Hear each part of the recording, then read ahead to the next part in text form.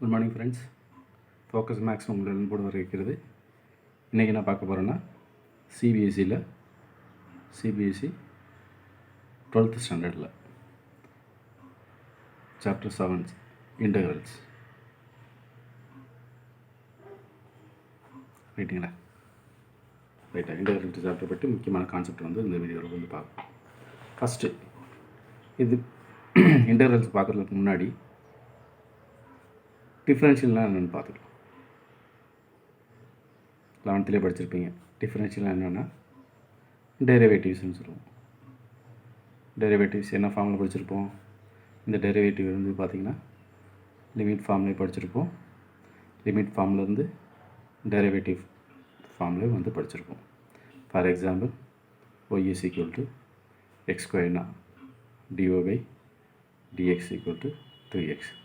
This is called the derivatives ன்னு படிச்சிருக்கோம்.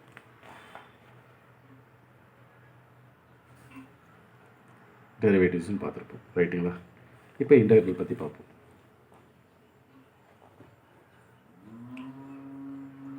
இப்போ இன்டெக்ரல் கொண்டு வந்தோம்னா இன்டெக்ரல் வந்து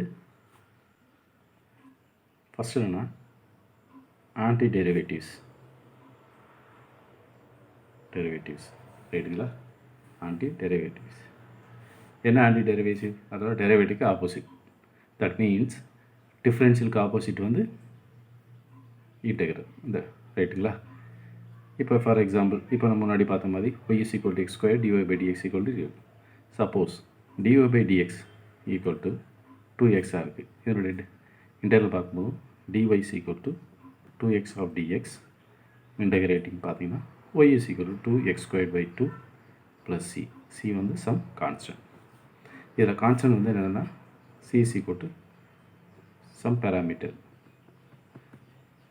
கான்ஸ்டன்ட்டுடைய ஒரு பேராமீட்டர் அப்படின்னு சொல்லலாம். ரைட்டுங்களா? ஒரு எக்ஸாம்பிள் வேண்டி சொல்கிறேன்.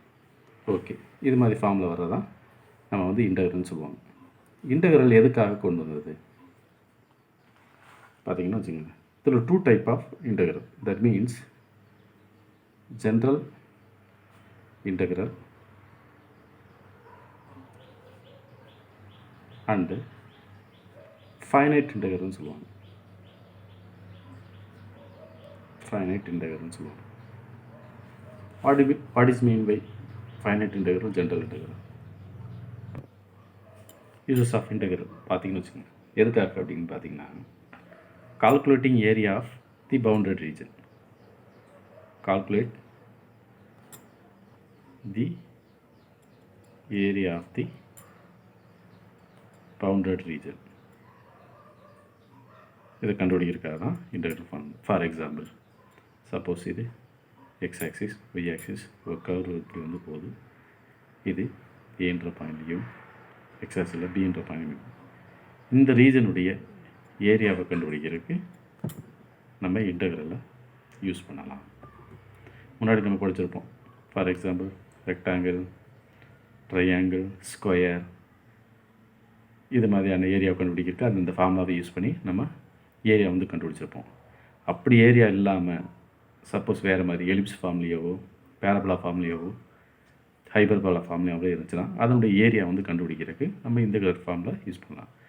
இது மட்டும் இல்லாமல் ஏரியா ஃபார்மையும் கண்டுபிடிக்கலாம். இது ட்ரையாங்கிள் ஃபார்ம் என்ன ஃபார்மில் இருந்தாலும் சரி இன்டெக்ரல் ஃபார்மை யூஸ் பண்ணி நம்ம அதனுடைய ஏரியா வந்து கண்டுபிடிக்கலாம். இதில் பவுண்டட் ரீஜன் என்னென்னா வித்தின் தி ரீஜன், அதாவது ஒரு ஃபைனைட் நம்பருக்குள்ளே, தட் மீன்ஸ் ஃபைனைட் லைனுக்குள்ளே, ஃபைனைட் ரீஜனுக்குள்ளே இருக்கிற ரீஜனை தான் இதை வந்து பவுண்டட் ரீஜன் சொல்லுவாங்க. அப்போ பவுண்டரி ரீஜனுடைய ஏரியாவை கண்டுபிடிக்கிறதுக்கு நம்ம இன்டெக்ரல் வந்து யூஸ் பண்ணிக்கலாம். அடுத்த இன்டெக்ரலில் 2 டைப் சொல்கிறாங்க. ஒன்று வந்து indefinite integral and finite integral. First indefinite இன்டெக்ரல்னால் என்ன பார்ப்போம். இன்டெஃபினைட் இன்டெக்ரல்னால் என்ன? இது ஒரு ஜென்ரல் இன்டெக்ரல்னு சொல்லுவாங்க. இன்னொரு நேம் ஜென்ரல் இன்டெக்ரல். இது ஃபார்ம் எப்படி இருக்கும் பார்த்தீங்கன்னு வச்சுங்க. Integral f of x dx. இதை வந்து காமன் ஃபார்ம் சொல்லுவாங்க. That means y is equal to f of x. அதாவது y வந்து ஒரு ஃபங்க்ஷனாக இருக்குது. இது எக்ஸை டிபெண்ட் பண்ணி ஒரு ஃபங்க்ஷனாக இருக்குது. அது தான் f of x. இது என்ன? டிஃபரன்ஷியேஷன் வித் ரெஸ்பெக்ட், இது integration with respect to x. அதாவது சிங்கிள் வேரியபிளை வச்சு நம்ம வந்து பண்ணணும். ரைட்டுங்களா? மோஸ்ட்லி இன்டெக்ரல் வந்து சிங்கிள் வேரியபிள் ஃபங்க்ஷனை வச்சு தான் நம்ம இன்டெகிரேட் பண்ணுற மாதிரி வரும். அதனால் general form integration of f of x டிஎக்ஸ்னு சொல்லுவாங்க. இது வந்து general integral. Why it is called the general integral. That is a meaning இந்த இன்டெகிரல் ஜென்ரல் இன்டெகிரல் சிம்பிள் போடுறாங்க இதில் without mentioning the limit, without mention the limit. that means என்ன சொல்கிறாங்க அப்படின்னா எந்த லிமிட்டும் மென்ஷன் பண்ணாமல் சிம்பிளாக இன்டெகிரல் சிம்பிளை போட்டு எஃப் ஆஃப் எக்ஸ் கொடுத்துருக்க ஃபங்க்ஷன் இன்ட்டு அதனுடைய டிஎக்ஸ் ஏதாவது கொடுத்துருக்காங்க. ஃபார் எக்ஸாம்பிள் எஃப் ஆஃப் எக்ஸ்ன்ற ஃபங்க்ஷன் எக்ஸ் வேரியபிளை வச்சுருக்கனால அதை எக்ஸ் வேரியபிளை வச்சு நம்ம இன்டெகிரேட் பண்ணணும். இது மாதிரி சிம்பிளில் கொடுத்துருந்தாங்கன்னா அதை வந்து ஜென்ரல் இன்டெகிரல்னு சொல்லுவாங்க. ஏன் அப்படின்னா இதில் வித்தவுட் லிமிட், அதாவது அந்த ஃபங்க்ஷன் வந்து ஒரு குறிப்பிட்ட லிமிட்டுக்குள்ளே இல்லாமல் எப்படி வேணாலும் நடக்கலாம். இப்போ இந்த கிராஃபில் பார்த்தீங்கன்னா suppose x is equal to a to b இது மாதிரி இருக்குது. அப்போ எக்ஸ்ன்ற ஃபங்க்ஷன் ஏக்கும் பிக்கும் இடையில நடக்குது, ரைட்டுங்களா. Y is equal to f of எக்ஸ்ன்ற ஃபங்க்ஷன். தட் மீன்ஸ் இதுக்குள்ளே நடக்கிற ஃபங்க்ஷனை தான் f of x. That means ஒரு ஈக்குவேஷனாக கொடுத்துருப்பாங்க, ரொம்ப ஓவராக போக வேண்டாம்.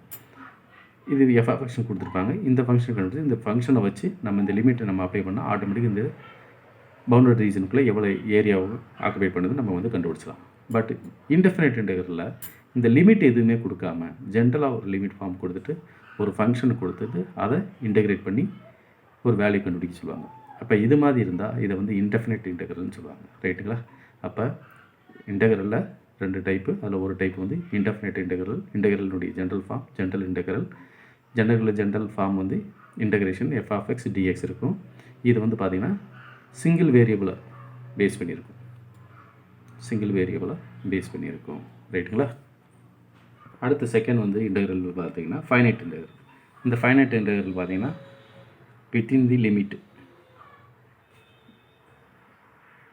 லிமிட் ஃபங்க்ஷனுக்குள்ளே இருக்கும். தட் மீன்ஸ் ஒரு குறிப்பிட்ட ஏரியாக்குள்ளே இருக்கும், ரைட்டுங்களா. இது ஜென்ரல் ஃபார்ம் எப்படி சொல்லலாம். For example A to B function f of x என்ற ஒரு ஃபங்க்ஷன் ஏ ஃப்ரம் லிமிட் ஏவுக்கும் பிக்கு நடக்குது integration with respect to x. இந்த லிமிட்டை கீழே உள்ள லிமிட்டை வந்து லோவர் லிமிட்டுன்னுவாங்க.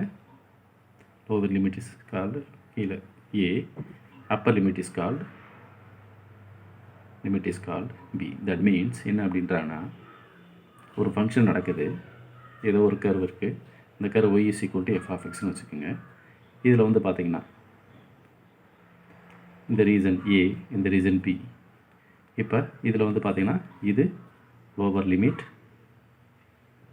இது அப்பர் லிமிட், ரைட்டுங்களா. இந்த within the region within the லிமிட்டுக்குள்ளே ஏ டு பிக்குள்ளே நடக்கிற ஒரு ஃபங்க்ஷன் வந்து எஃப் ஆஃப் எக்ஸ், ரைட்டுங்களா. இந்த ஃபங்க்ஷன் வந்து எஃப் ஆஃப் எக்ஸ். அதை வந்து ஒரு கர்வ் மாதிரி போட்டிருக்கு. அந்த ரீஜனுக்குள்ளே உள்ள ஏரியாவை கண்டுபிடிக்கிறது தான் அந்த இன்டெகிரல்னு ஏற்கனவே பார்த்தோம். அப்போ இது மாதிரி சம் லிமிட் வந்து கொடுத்துருந்து இன்டெகிரேஷனில் some limit means give the lower limit and upper லிமிட்டுக்குள்ளே கொடுத்துருந்து ஒரு ஃபங்க்ஷன் நடந்ததுன்னா இது மாதிரி ஒரு இன்டெகிரேஷன் வர்றது பார்த்திங்கன்னா ஃபைனைட் இன்டெகிரல்னு சொல்லுவாங்க. அடுத்த இன்டெகிரல் கால்குலஸில் இந்த 2 form, that means 2 form of integral சேர்த்து சொல்கிறது தான் 2 ஃபார்ம் ஆஃப் இன்டெகிரல். என்ன integral? indefinite integral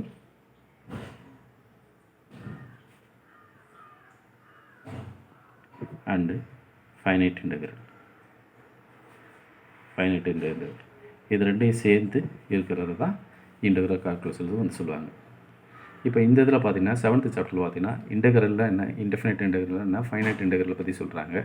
next 8th chapter என்னென்னா அப்ளிகேஷன் ஆஃப் இன்டெகிரல். அதாவது இந்த இன்டெகிரலை யூஸ் பண்ணி நம்ம area, for example parabola, hyperbola, ellipse இது மாதிரி ஷேப் இருந்தால் அதனுடைய ஏரியா வச்சு இந்த இன்டெகிரேஷனை யூஸ் பண்ணி எப்படி வந்து அதனுடைய ஏரியா வந்து கண்டுபிடிக்கலான்றது சாப்டர் 8ல் இருக்கும். பட் 7th சாப்டரில் என்னென்னா இன்டெகிரல் 2 டைப் கொடுத்துருக்காங்க. இன்டெஃபினைட் இன்டெகிரலில் சில டைப்ஸு, அது எப்படி நம்ம டெரைவ் பண்ணுறது, அதுக்கடுத்து ஃபைனைட் இன்டெகிரல் நம்ம எப்படி டெரைவ் பண்ணி சொல்யூஷன் வந்து கண்டுபிடிக்கிறத பற்றி சொல்லியிருக்காங்க. அடுத்து பார்த்தீங்கன்னா இன்டெகிரேஷன். இப்போ தான் மெயின்ஸாக உள்ளே வரும். அதாவது இன்டெகிரேஷன் என்ன அப்படின்னு பார்த்தோம். இன்டெகிரேஷன் என்னென்னா inverse process of differentiation. That means anti-derivatives. இதைத்தான் வந்து ஆன்டி டெரிவேட்டிவ்ஸ்னு புக்கில் சொல்லியிருக்காங்க. Is also called anti derivation. அதாவது இன்வர்ஸ் ப்ராசஸ் ஆஃப் டிஃபரன்ஷியேஷனை வந்து ஆன்டி டெரிவேஷன் சொல்லலாம். இதை வந்து டிஃபரன்ஷியேஷனை வந்து ஜென்ரலான டிஃபரன்ஷியேஷன் எப்படி சொல்லலாம் பார்த்தீங்கன்னா டெரிவேட்டிவ்ஸ்னு சொல்லலாம். ரைட்டுங்களா? இந்த டெரிவேட்டிவ்க்கு ஆப்போசிட் தான் ஆன்டி டெரிவேட்டிவ்ஸ். ரைட்டுங்களா? இதை தான் வந்து இதனுடைய டெரிவேட்டிவ்க்கு ஆப்போசிட் தான் ஆன்டி டெரிவேட்டிவ். முன்னாடியே எக்ஸாம்பிள் பார்த்துனேன். இப்போ எக்ஸாம்பிள் இப்போ y is equal to 2x. இதனுடைய டிஃபரன்ஷியேஷன் என்ன? இது டிஃபரன்ஷியேஷன் வித் ரெஸ்பெக்ட் எக்ஸ் பண்ணிங்கன்னா dy by dx is equal to 2. ரைட்டுங்களா? பட் இதை இன்டகிரேட் பண்ணும்போது dy by dx is equal to 2. That means integrate பண்ணேன்னா dy is equal to 2x. 2 dx equal to y is equal to 2x. அப்போ differentiation பண்ணும்போது கொடுத்த என்ன function இருக்கோ அதே ஃபங்க்ஷன் வந்துட்டு பாருங்கள். இன்டகிரேட் பண்ணும்போது இதை வச்சு நம்ம இன்டகிரேட் பண்ணும்போது ஆப்போசிட்டு திருப்பி இந்த வேல்யூ வந்து வந்தது. அப்போ இன்டகிரேஷன் வந்து என்னென்னா antiderivative. That means inverse process of differentiations. புரியுதா? ஒரு ஃபங்க்ஷனை வந்து நம்ம இன்டகிரேட் பண்ண போதும். That means dy by is equal to 2x. இதை இன்டகிரேட் பண்ணும்போது நம்ம என்ன பார்ப்போம்? டைரெக்ஷனாக dy is equal to 2 dx is equal to என்ன பார்ப்போம்? y is equal to 2x plus c. இந்த c வந்து is equal to ஜென்ரலாக கான்ஸ்டன்ட். தட் மீன்ஸ் ஒரு பேராமீட்டர். இப்போ c வந்து ஒரு பேராமீட்டர். ஏன் பேராமீட்டர்னு சொல்கிறாங்க? கான்ஸ்டண்ட்டாக சம் வேல்யூஸ் கான்ஸ்டன்ட், அதை கான்ஸ்டன்ட் பேராமீட்டர்னு சொல்லலாம், இல்லது கான்ஸ்டன்ட்டோட சொல்லலாம். ஏன் வந்து y it is called c is the parameter அப்படின்னு சொல்லலாம்னா c சேஞ்சஸ் ஆக இதனுடைய வேல்யூ சேஞ்சஸ் ஆகும். Suppose c is equal to 1 அப்படின்னா y is equal to 2x plus 1. c is equal to 2, y is equal to 2x plus 2. Suppose c is equal to minus 1 அப்படின்னா y is equal to 2x minus 1. c is equal to minus 2னா y is equal to 2x minus 2. அப்போ c-னுடைய value changes ஆக இதனுடைய y-னுடைய value வந்து changes ஆகும். அதனால தான் c it is called the parameter. That means parameter constant. ஓகேங்களா? சில நேரத்தில் என்ன சொல்லுவாங்க? c is called the arbitrary constantன்னு சொல்லுவாங்க. parametric constant சொல்கிறத விட arbitrary constant, because of when the value of c changes it is automatically y is, that is a function of values is also change. இப்போ பார்க்க போகிறது geometric representation. That means indefinite integral or general integral. அதாவது ஜாமெட்ரிக்கலாக நம்ம இதை வந்து எப்படி represent பண்ணலாம். ஃபார் எக்ஸாம்பிள் ஒரு y is equal to 2xன்ற ஒரு ஃபங்க்ஷன் நடக்குது. That means f of x, அதாவது f of x equal to y equal to 2x ஒரு ஃபங்க்ஷன் வந்து நடக்குது. ரைட்டுங்களா? இதை இப்போ நம்ம இன்டெகிரேட் பண்ணணும்னு வச்சுக்கோங்க. இப்போ integration of f of x dx equal to general integral simple integration of f of x dx. அப்போ integration of f of x பதிலாக 2x dx. இது இன்டெகிரேட் பண்ணால் 2x squared by 2 plus c. That is a constant, the arbitrary constant. 2 cancel, automatically x squared plus c. அப்போ y-ன்ற function எப்படி இருக்குது? y is equal to x squared plus c. அது மாதிரி ஃபார்மில் இருக்குன்னு வச்சுக்கோங்க. தட் மீன்ஸ் இதை வந்து f of xன்னு வச்சுக்கோங்க. y, it's not a y, இது வந்து f of x. அப்போ y is equal to நம்மளுக்கு கிடச்சிருக்குது x squared plus c. அப்போ இது வந்து என்னது? ஒரு parabola. It is gives the parabola form. இப்போ பேரபலா ஃபார்ம் வந்து உங்களுக்கு ஜென்ரலாக தெரியும். இப்போ suppose c is equal to 1, c is equal to 2 போட்டிங்கன்னா என்னது? y is equal to x squared plus 1, y is equal to x squared plus 2. இதே c is equal to minus 1, c is equal to minus 2 போட்டிங்கன்னா y is equal to x squared minus 1, y is equal to x squared minus 2. இது கிராஃபாக எப்படி வரைகிறது? இப்போ கிராஃபாக எப்படி வரைகிறது? For example இப்போ இது மாதிரி ஒரு கிராஃப் போடுறீங்க. இப்போ பேரபோலா ஃபார்ம் எப்படி வரும்? இது மாதிரி ஃபார்மில் வரும்.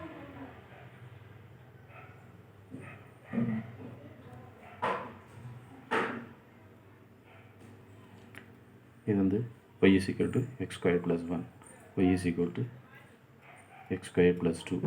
அதே மாதிரி y is equal to x squared minus 1.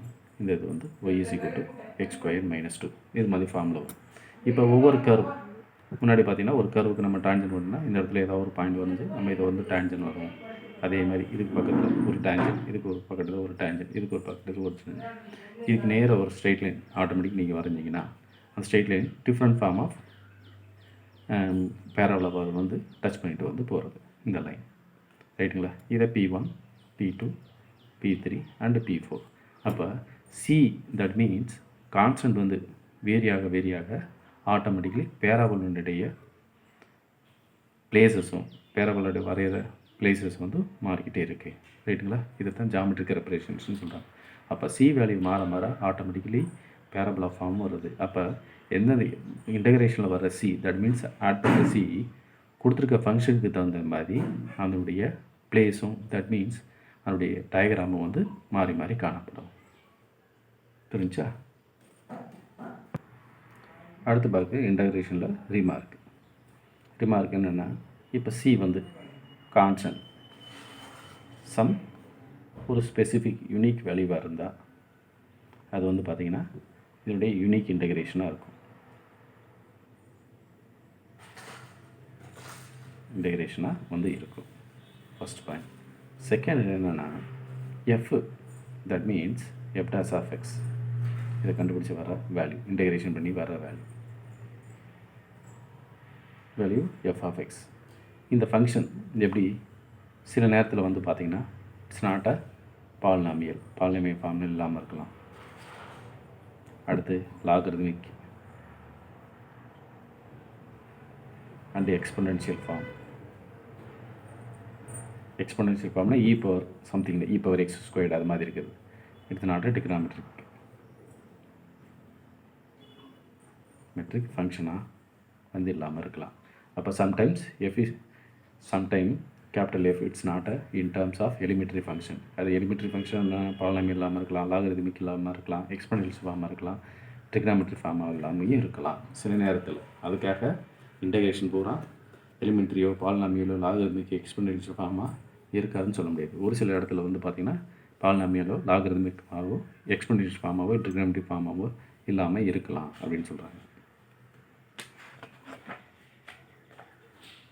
ஏன் இதுக்கு சொல்கிறாங்கன்னா, இது எக்ஸ்ப்ளனேஷன் பின்னாடி வந்து பார்க்கலாம். பிகாஸ் ஆஃப் இது மாதிரி இல்லை பாலினாமியலோ லாகரித்மிக்கோ எக்ஸ்பொனென்ஷியல் ஃபார்மில் இது மாதிரி இருக்கும்போதும் சில நேரத்தில் இன்டகிரேஷன் பண்ணி நம்ம இன்டெக்ரல் ஃபார்முலா போட்டோ இல்லை இன்டகிரேஷன் யூஸ் பண்ணி நம்ம வந்து வேல்யூ வந்து கண்டுபிடிக்க முடியாது. இப்போ என்ன பார்க்க போகிறோன்னா கம்பேரிசன், அதாவது டிஃப்ரென்ஷியேஷனுக்கு இன்டகிரேஷனுக்கு உள்ள கம்பேரிசன் அல்லது டிஃப்ரென்சஸ் வந்து பார்க்கலாம். ரைட்டுங்களா?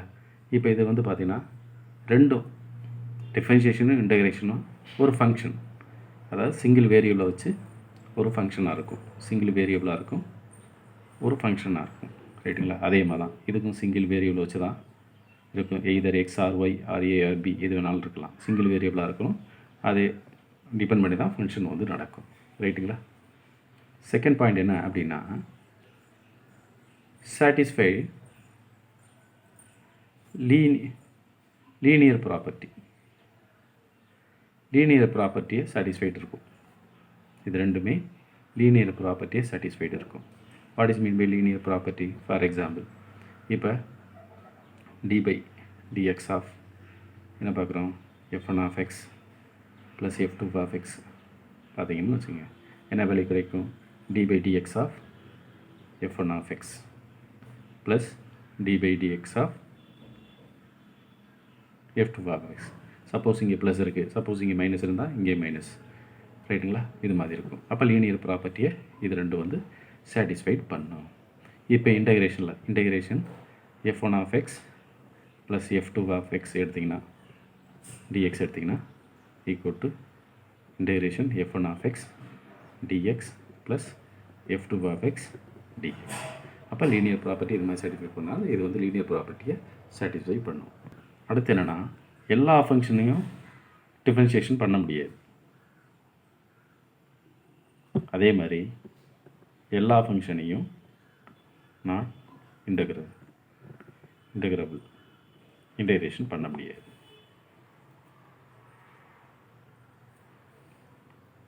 அடுத்து டெரிவேட்டிவ் டிஃப்ரென்ஷியேஷன் பண்ணால் கிடைக்கிற வேல்யூ யூனிக் வேல்யூவாக இருக்கும், யூனிக் சொல்யூஷனாக இருக்கும். இது வந்து not unique solution. Because of என்ன சொன்னேன், ஆர்பிட்ரரி கான்ஸ்டன்ட் வந்து வேல்யூ மாற ஆட்டோமேட்டிக்கலி அதனுடைய ஃபங்க்ஷன் இன்டகிரேஷன் பண்ணுற வேல்யூ வந்து ஆட்டோமேட்டிக் கிடைக்கிற ஃபங்க்ஷனுடைய சொல்யூஷனுடைய வேல்யூ வந்து மாறும் அப்படின்னு சொல்லியிருக்கேன். அப்போ டிஃப்ரென்ஷியேஷன் பண்ணும்போது யூனிக் சொல்யூஷன் கிடைக்கும், பட் இன்டகிரேஷன் பண்ணும்போதும் ஒரு யூனிக் சொல்யூஷன் வந்து கிடைக்காது.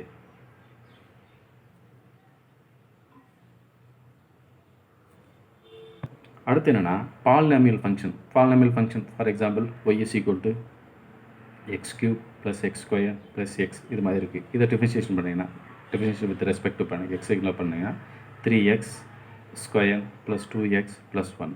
அப்போ ஃபங்க்ஷன் ஒய்ன்னு இருக்கிற இடத்துல ஃபங்க்ஷன் வந்து நம்ம டிஃபரன்ஷியேஷன் பண்ணும்போது ஆட்டோமேட்டிக்லி ஒரு டிகிரி வந்து குறைஞ்சு வருது. ஆனால் இன்டகிரேஷன் பண்ணும்போதும் இப்போ suppose dy by dx equal to 3x square plus 2x plus 1.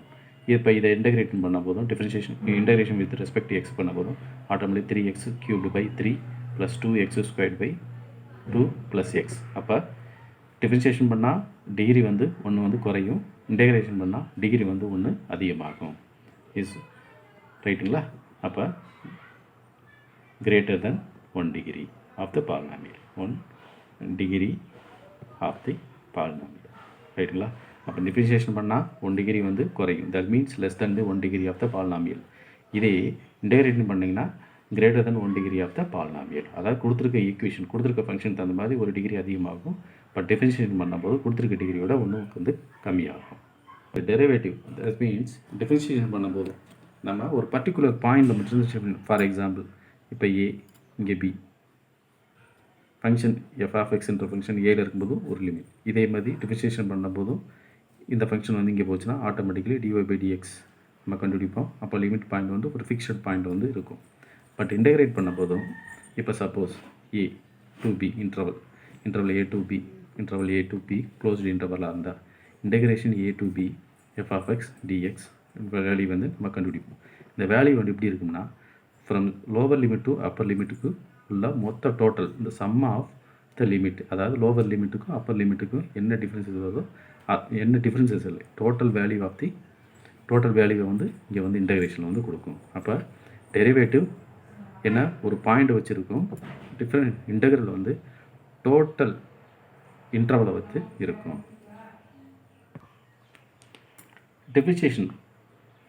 Differentiation process எப்படி லிமிட்டை இன்வால்வ் பண்ணியிருக்கும்.